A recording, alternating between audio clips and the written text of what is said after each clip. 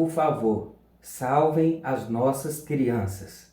Filho e filha de Deus, aqui quem fala é o pastor Eric Rodrigues. Estou muito feliz em falar contigo novamente. O vídeo de hoje é um pouco diferente do normal, tá? No vídeo de hoje eu quero te entregar 3 coisas. A primeira, quero passar para você as características da geração alfa. As nossas crianças precisam de salvação. Muitas vezes elas ficam esquecidas com as devidas correrias do dia a dia que a gente tem. Nós vamos abordar as características da geração alfa, as crianças que nasceram de 2010 para cá. Depois nós vamos falar um pouco sobre o abismo em que existe entre uma geração e outra, ou seja, as gerações mais velhas, nós os adultos, temos dificuldade de lidar com as novas gerações. E por último, quero te dar algumas dicas de literatura para enriquecer o seu conhecimento nessa área que é muito importante, o cuidado com as nossas crianças. O conteúdo que você vai desfrutar agora, ele é fruto de uma pós-graduação que eu terminei agora recente, em psicologia e aconselhamento pastoral. E é fruto também de alguns seminários e palestras que eu assisti e é fruto também de alguns livros que eu li sobre o assunto. Quando eu passo essa palestra pessoalmente, ao vivo, eu dou mais detalhes, passo alguns vídeos, tenho uma interação mais direta, mas nos próximos minutos, se você ficar até o final, eu prometo te entregar algo que vai contribuir para o teu crescimento. Então, sem demora, já te convido a acompanhar comigo a tela do meu computador. Vamos lá? Estamos então com a passagem aí na tela de Marcos 10, 13 a 16, lembrando que, conforme prometido, nós vamos ver 3 exemplos do que nós podemos fazer com as crianças a partir dessa passagem bíblica, no que diz respeito à salvação e à espiritualidade delas. Depois nós vamos ver as características da geração alfa, aqueles nascidos a partir do ano de 2010. Depois nós vamos ver o conflito entre as gerações, porque que as gerações mais antigas não entendem as gerações mais atuais, especificamente a geração alfa. E, por último, nós vamos tomar algumas considerações e eu vou também dar algumas dicas de literatura para você. A passagem então diz assim: Então lhe trouxeram algumas crianças para que as tocasse, mas os discípulos os repreendiam. Jesus, porém, vendo isto, indignou-se e disse-lhes: Deixai vir a mim os pequeninos, não os embaraceis, porque dos tais é o reino de Deus. Em verdade vos digo, quem não receber o reino de Deus como uma criança, de maneira nenhuma entrará nele. Então, tomando-as nos braços, impondo-lhes as mãos, as abençoava. Veja bem, eu coloquei algumas partes do texto em negrito, não é por acaso não, tá? Então a gente vai ver 3 atitudes para com as crianças no que diz respeito à salvação e espiritualidade delas, tomando como exemplo aí esse texto bíblico. Então, no primeiro caso, os que levam as crianças até Jesus. O texto diz que algumas pessoas levavam algumas crianças até Jesus. Esse é o nosso papel, levar as crianças até Jesus. Na nossa correria, muitas vezes, nós pais, educadores, nós nos preocupamos com a salvação dos adultos, dos jovens, todos merecem. Muitas vezes nós deixamos de lado a salvação das crianças. Isso não pode acontecer. Então, o primeiro caso de estudo são os que levam as crianças até Jesus. Esse é o nosso papel. O texto também fala daqueles que impedem as crianças de chegar até Jesus. No caso do texto, foram os próprios discípulos que empataram as crianças de chegar até Jesus. Veja só, jamais nós podemos nos enquadrar nesse perfil de impedir que as crianças cheguem até Jesus. E olha só, aqueles que supostamente estavam perto de Jesus, no caso os discípulos, foram os que atrapalharam. Que isso não aconteça nas nossas famílias, nem nas nossas igrejas, tá? E o terceiro exemplo, os que abençoam as crianças, no caso do texto, Jesus Cristo. Nós podemos abençoar as nossas crianças de várias maneiras, dando atenção, se preocupando com a espiritualidade delas e providenciando maneiras de fazer com que elas cheguem até a Jesus. Concorda comigo? Agora, um aspecto muito importante é que nós precisamos entender as nossas crianças, porque como nós iremos educá-las, como nós iremos passar a espiritualidade para elas se nós não as entendemos? Muitas vezes existe um processo de transferência de responsabilidade, em que os pais não se preparam para a educação dos filhos e querem transferir essas responsabilidades para algum parente ou para algum vizinho ou para os professores da escola ou para os professores até das escolinhas das igrejas. Mas esse vídeo, esse pequeno estudo serve para a gente refletir sobre isso e entender mais. E no caso desse estudo, nós iremos ressaltar, colocar em negrito a geração alfa. A geração alfa são aqueles nascidos a partir de 2010. Então, estamos no final de 2023. Quem nasceu em 2010, hoje tem 13 anos. Tá? Então, nós vamos nos focar nessa faixa etária. E aí eu vou passar para vocês algumas características dessa geração, de quem nasceu de 2010 para cá. Porque entendendo essas características, vai ficar menos difícil de trabalhar com eles, tá? Vamos ver aqui algumas características. Características da geração alfa, os nascidos a partir de 2010. Primeiro, excesso de informação. Essas crianças têm muito mais informação do que eu e você tínhamos quando estávamos na idade que elas têm. Eu com 8, 9, 10 anos de idade, eu não tinha a quantidade de informação que hoje minhas filhas têm. E minhas duas filhas hoje, elas fazem parte dessa geração. Uma nasceu em 2011 e a outra nasceu em 2014. Então, o excesso de informação. Às vezes, minha filha, com o aparelho celular na mão, ela me passa alguma notícia do que está acontecendo aí no mundo, chegando até ela através da tela na mão dela. Outra característica dessa geração, alta velocidade nas mudanças sociais. Vai dormir com um país governado por um extremo político e acorda com o Brasil governado em outro extremo político. E quando falo em mudanças sociais, não são apenas políticas, tá? Outra característica dessa geração, conectividade e mobilidade totais globais. É a geração mais conectada com as mídias sociais. Nós temos que entender isso. Outra característica, organização e uso inteligente do conhecimento disponível. Outra característica dessa geração, começam a estudar mais cedo do que as gerações anteriores. Minha filha mais velha começou a estudar 1 ano e meio mais cedo do que a idade que eu comecei a estudar. Outra característica, terão o maior nível educacional de todas as gerações existentes até agora. Olha só que dado importante. Outra característica, viverão em um mundo mais conectado ainda. E não são só as crianças que vivem com o celular na mão, tá? Onde a gente chega, faça um teste. Chegue no final de semana numa mesa de restaurante ou numa pizzaria e olhe para as mesas vizinhas. Os adultos, as crianças, a maioria das pessoas com o celular na mão. E isso é importante. Isso é uma coisa que a gente tem que ressaltar. Outra característica dessa geração alfa, a tecnologia fará parte de todos os aspectos de suas vidas, pessoais e profissionais. Então a tecnologia faz parte da vida dessas crianças. Não tem como a gente separar, tem como a gente controlar. Outra característica, serão os primeiros a vivenciarem um novo sistema escolar.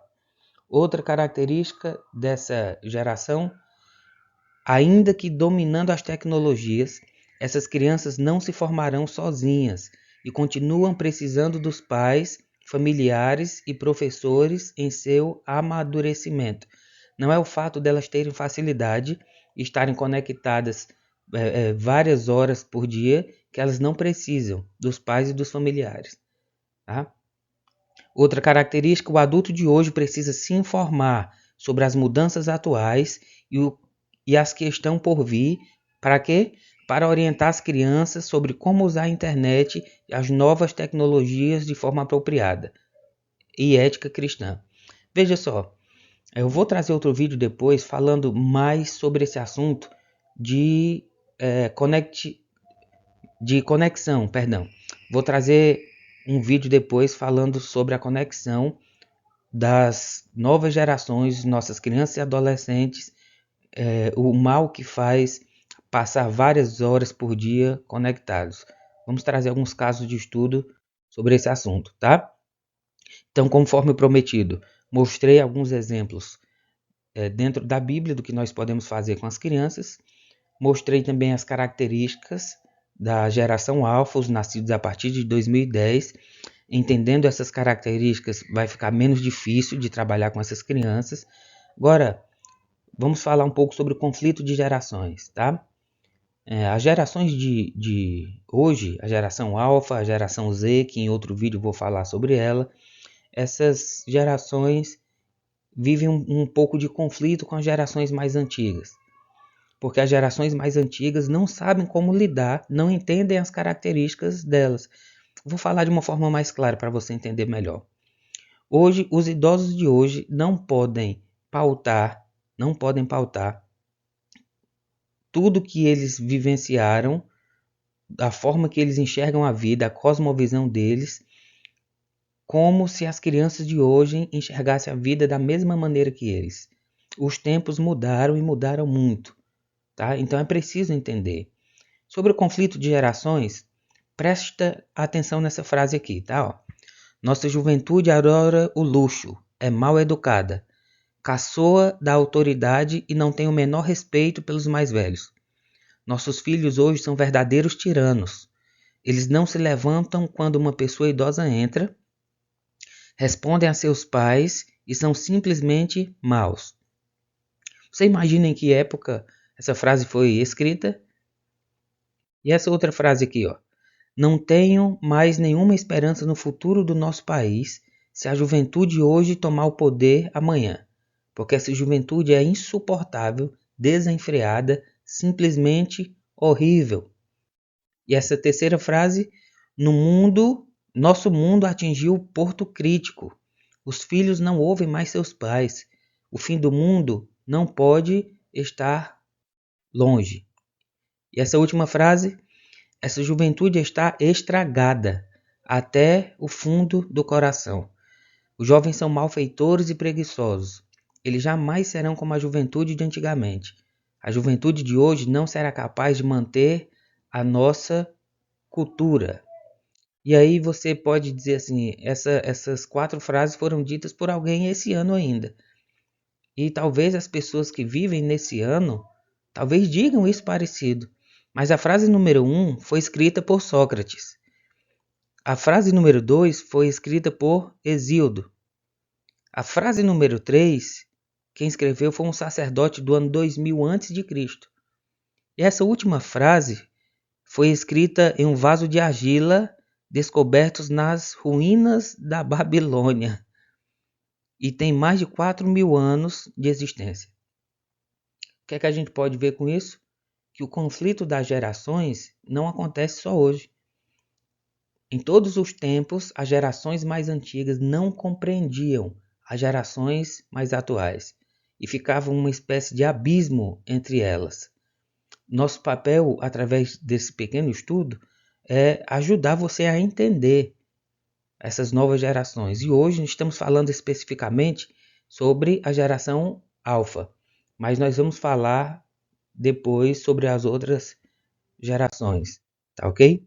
Chegando ao final aqui do nosso estudo, eu queria deixar alguns versos da Bíblia e, por último, uma indicação de livro, tá? Êxodo capítulo 10, versículo 9 diz: E Moisés disse: havemos de ir com os nossos jovens e com os nossos velhos, com os nossos filhos e com as nossas filhas. Joel 2:28 diz: E há de ser que depois derramarei o meu espírito sobre toda a carne. Vossos filhos e vossas filhas profetizarão. Os vossos velhos terão sonhos, os vossos jovens terão visões. Joel 2:28. E essa outra frase desse autor que escreveu o livro Nascidos para um Tempo Como Este, A frase diz: se não derramarmos neles a vida do reino de maneira proativa, eles, as crianças, vão absorver a vida da mídia, dos colegas e de um mundo que está em seus últimos suspiros, afundando em confusão e medo e a caminho da destruição. Que frase poderosa! E agora, a dica de literatura, eu deixo para vocês aqui Geração Perdida, tá? Do David Kinnaman. Descrentes, do mesmo autor. 2 livros muito bons para a gente entender as novas gerações. Deixo esse também, iGEM. Deixo esse também, Geração Z. Acabei de ler ele agora recente. Deixo mais esses 2. Deus na Era Secular, Timothy Keller. Um clássico da literatura cristã. E o outro, do mesmo autor, A Fé na Era do Ceticismo. Espero que você tenha gostado. Vou sair aqui do compartilhamento de tela para que a gente passe às considerações finais. Pois bem, quero terminar com essa história. Estava terminando a Segunda Guerra Mundial e uma criança estava escondida dentro de um buraco no muro. A guerra tinha terminado, os soldados estavam voltando então para os seus países de origem. Foi então que um soldado estava no seu tanque de guerra e ele avistou a criança saindo de dentro do muro, atravessando a rua e ficando na calçada de uma padaria que estava reabrindo. O soldado observou quando a criança se encostou perto da vitrine e viu quando o padeiro foi lá e colocou algumas rosquinhas quentes. E do lado de fora a criança com frio, com água na boca. E aquele soldado comovido com a situação, ele desceu do tanque de guerra, foi lá na padaria, comprou um pacote de rosquinha. Quando ele saiu, ele foi lá e entregou na mão daquela criança. A criança, quando olhou o pacote de rosquinha, ela comeu desesperadamente, a fome era grande. Quando o homem fez menção de ir embora, a criança perguntou para ele: moço, posso fazer um pedido para o senhor? Aí ele disse: pode, fica à vontade. Ela: quero que o senhor me responda uma coisa. Por acaso, o senhor é Jesus? Aquele homem ficou maravilhado com a pergunta da criança, mas sem entender nada. Foi então que ele perguntou a ela: por que você fez essa pergunta para mim? Ela disse: meu pai e a minha mãe morreram há alguns dias. Eles disseram que eu ficasse ali escondida naquele buraco do muro. E quando eu estivesse com frio, com fome, com sono, que eu pedisse a ajuda de Jesus, que ele ia me ajudar. Tá com 3 dias que eu peço a ajuda de Jesus. E agora você veio e me trouxe essa comida. O Senhor só pode ser Jesus. Filho e filha de Deus, aquele homem foi confundido com Jesus por causa de uma boa ação. Ele foi o responsável direto por levar Jesus para aquela criança que estava precisando de ajuda. Você entendeu ao longo desse vídeo? Essa é a nossa obrigação, levar as nossas crianças até Jesus. Olha a responsabilidade que nós temos. Eu quero que você reflita nesse conteúdo e se você gostou do vídeo, eu peço que você nos ajude, não com dinheiro, mas você nos ajude com as suas orações, para que esse canal seja um instrumento nas mãos de Deus. Peço também que você nos ajude curtindo o conteúdo, deixe o seu comentário aí embaixo se você gostou do conteúdo, compartilha com os outros pais, as outras mães, as outras pessoas que precisam desse tipo de instrução. E se você não é inscrito no canal, se inscreve e aciona as notificações para ficar avisado sempre que chega um vídeo. Meu desejo para você, como sempre, é que Deus te abençoe.